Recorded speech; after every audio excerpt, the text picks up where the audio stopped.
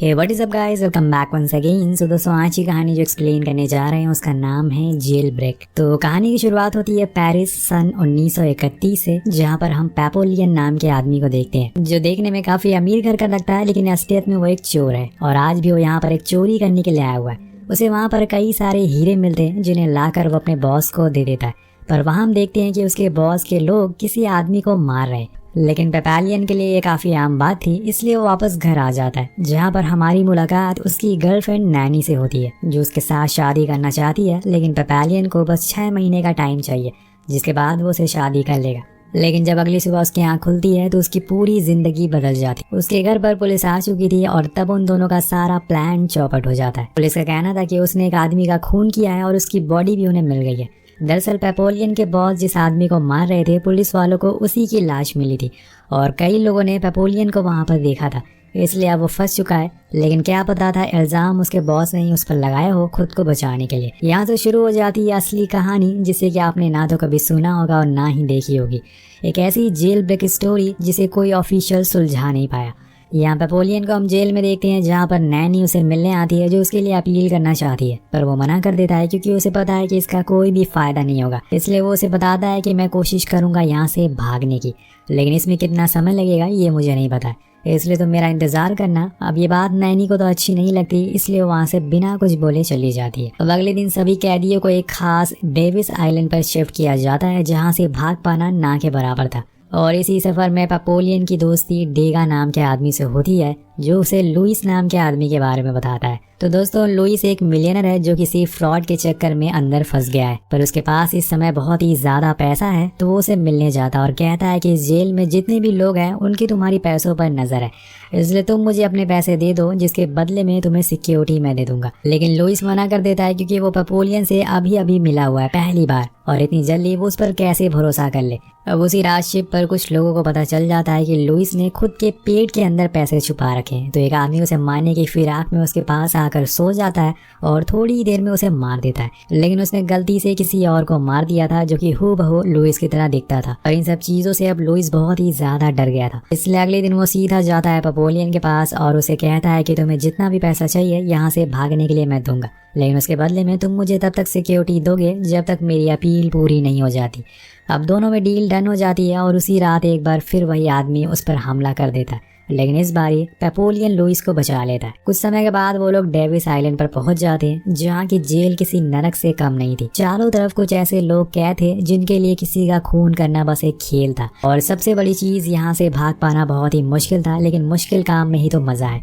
हम जेल के वार्डन को देखते हैं, जो बहुत ही ज्यादा खतरनाक है। वो सभी को इस जेल में बने 3 रूल बताता है। पहला कि अगर कोई पहली बार यहाँ से भागेगा तो उसकी सजा 2 साल बढ़ा दी जाएगी, और अगर वो दोबारा भागेगा तो 5 साल की सजा बढ़ेगी, और अगर यहाँ पर किसी कैदी ने दूसरे कैदी का खून किया तो उसका सर अलग कर दिया जाएगा। ये सब पेपोलियन सुन रहा था, उसे थोड़ा मोड़ा डर भी लगता, लेकिन अभी भी वो बस अपने चारों तरफ ही देखे जा रहा था कि शायद उसे कोई रास्ता मिल जाए। लेकिन वहाँ के कैदियों को भी पता चल चुका था कि लुइस के पास काफी सारे पैसे हैं, इसलिए वो बस मौके की तलाश में थे, जिसके लिए पेपोलियन को तैयार रहना होगा, क्योंकि अगर उसे कुछ हुआ तो उसका यहाँ से जाने का रास्ता खत्म हो जाएगा। अब इन लोगों से काफी काम करवाया जाता है, लेकिन उसी में पेपोलियन एक रास्ता ढूंढ निकालता है। वो एक बोट वाले को पैसे का लालच देता है, जिससे कि वो उसे भगाने में मदद करेगा। लेकिन उसके पास सिर्फ 3 दिन बचे हैं, जिसके बाद वो बोट वाला यहाँ से चला जाएगा, इसलिए वो जो भी करना है उसे जल्दी करना होगा। अब इसी बीच फिर से एक आदमी आकर लुइस पर हमला कर देता है, लेकिन इस बारी भी पेपोलियन उसे बचा लेता है, पर इसमें उसे काफी चोट आती है। और अब यहाँ लुइस को समझ आ चुका था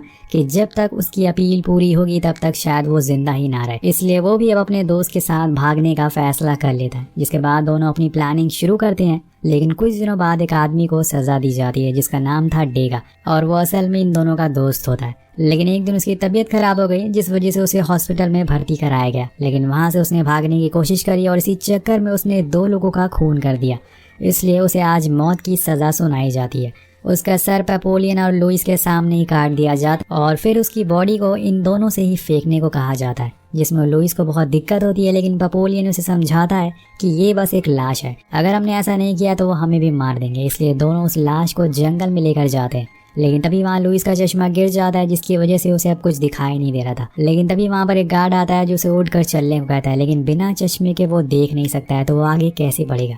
अब गार्ड को लगता है कि वो उसकी बात नहीं मान रहा, इसलिए वो उसे कोड़े मारने लगता है। अब पेपोलियन उसे ऐसा करने से मना करता है, लेकिन वो नहीं मानता और तब उसे मजबूरन उसके सर पर पत्थर मारना पड़ता है। होप्स हो कि वो मरा ना हो, वरना उसकी जान तो जाएगी और साथ में लुइस की भी। लेकिन उससे पहले वहाँ से भाग जाता है और लुइस को वहीं छोड़कर। पेपोलियन बस भागता रहता है और ऐसे ही भागते भागते रात हो जाती है और तब जाकर उसे वही बोट वाला आदमी नदी के किनारे मिलता है, जिसे देखकर वो बहुत ही खुश होता है, पर उसके पास तो पैसे ही नहीं थे। तब पेपोलियन कहता है कि तुम मुझे मेरे घर छोड़ दो, उसके बाद मैं तुम्हें डबल पैसे दूंगा। और वो बोट वाला आदमी हंसने लगता है, क्योंकि उसके पीछे बहुत सारे गार्ड्स थे और वो वार्डन से मिला हुआ था। उसने ही उन्हें बताया था कि पेपोलियन यहाँ से जरूर आएगा।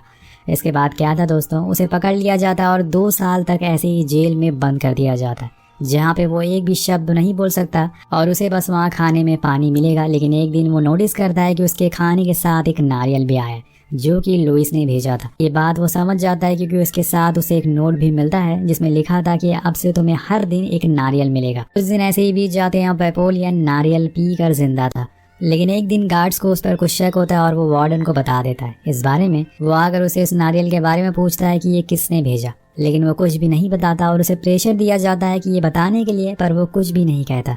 और तब वार्डन उसका खाना आधा कर देते हैं और धीरे धीरे खाना ही बंद कर देते हैं, जिससे पेपोलियन बहुत ही कमजोर होता जा रहा था। उसकी मेंटल हालत भी अब ठीक नहीं थी।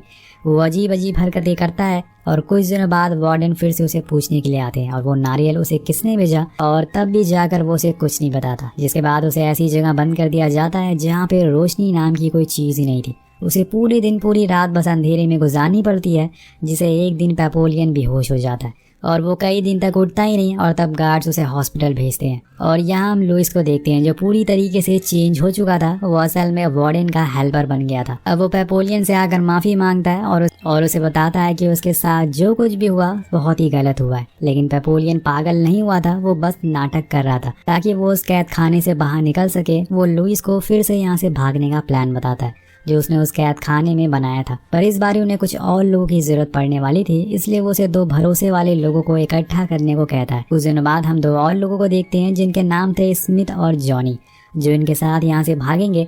लुइस पेपोलियन को कुछ पैसे देता है जिससे कि जॉनी जाकर एक बोट खरीद सके। अब वो रात आ जाती है जब इन्हें भागना था। सब कुछ प्लान के मुताबिक चल रहा था और यहाँ लुइस ने जेलर की ड्रिंक में नींद की गोलियां मिला दी थी, जिसे पीकर वो सो जाता है। सारे जो भी गार्ड्स थे या ऑफिशियल थे वो बाहर फिल्म देख रहे थे, यानी कि इनके पास एक अच्छा मौका है।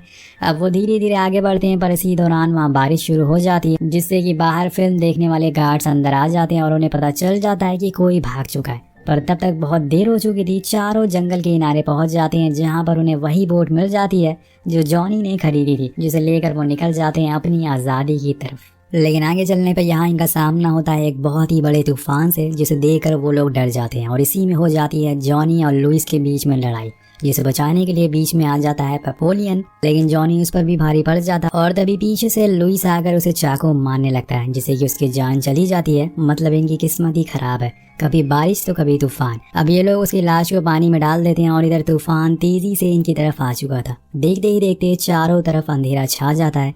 कुछ देर बाद जब पेपोलियन की आंख खुलती है तो वो उस आइलैंड पर था, जहाँ उसे लगता है कि वो भले ही बाहर आ गया है समुंदर से, लेकिन अब वो लोग सेफ हैं। पर ऐसा होता नहीं है। उस आइलैंड के लोगों ने वार्डन को पहले ही इनके बारे में खबर दे दी थी कि वो लोग जेल से भागे हैं। अब यहाँ स्मिथ तो गार्ड को देखते ही वहाँ से भागने लगता है, जिससे कि उसे वहीं पर शूट कर दिया जाता है। लेकिन लुइस और पेपोलियन को एक बार फिर पकड़ लिया जाता है और उन्हें उसकी कैद खाने में बंद कर दिया जाता है। सीन शिफ्ट होता है और 5 साल बाद, जहाँ पे पेपोलियन अपने सेकंड अटेम्प्ट की सजा काट रहा है। उसका हुलिया पूरी तरीके से बदल चुका है, लेकिन लुइस का कोई भी आता पता नहीं है।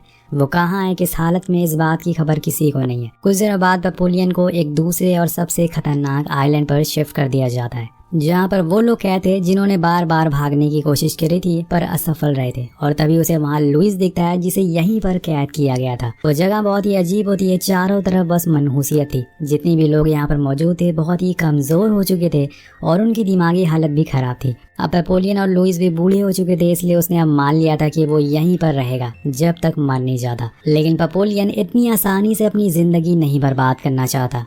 उसने 5 साल कैद खाने में यही सोचते हुए निकाल दिए कि उसने कहाँ क्या गलती की पिछली बार, और इस बारी वो उन गलतियों को दोहराएगा नहीं। इसलिए वो बड़े ही गौर से इस जगह को देखता है और वो एक बार फिर से ट्राई करना चाहता है, क्योंकि इस बार अगर वो पकड़ा गया तो मार दिया जाएगा। वो अपने चारों तरफ देखता है तो उसे पता चलता है कि यहाँ पे तो गार्ड्स बहुत ही कम है, क्योंकि वार्डन को ये बात अच्छे से पता थी कि यहाँ से जो भी भागेगा वो मारा जाएगा। लेकिन पेपोलियन जानता है कि उसे समुद्र में बस एक बार कूदना है, जिसके बाद लहरें अपना काम खुद कर देंगी। वो अपना पूरा प्लान लुइस को बताता है, लेकिन उसके मन में ऐसा कुछ नहीं है, क्योंकि वो अगर वहाँ से भाग भी गया तो कहाँ जाएगा। उसकी वाइफ ने तो उसके लॉयर से शादी कर लिया और उसकी तो अब उम्र भी हो गई है। तो उसका दोस्त उसे बहुत समझाता है कि चलो मेरे साथ चलो, हम जिस जगह पर अभी हैं वहाँ से हर कोई भाग सकता है, लेकिन किसी में इतनी हिम्मत नहीं है। लेकिन वो फिर भी मना कर देता है, पर जाने से पहले वो अपनी दोस्त की मदद करता है। वो दोनों साथ में मिलकर नारियल से राफ्ट बनाते हैं और फिर उसे लेकर आइलैंड के टॉप पर आ जाते हैं, जहाँ पे बहुत ही कम गार्ड्स थे। पेपोलियन लुइस से गले मिलता है और फिर पानी में छलांग मारता है। और यहाँ चौंका देने वाली बात ये थी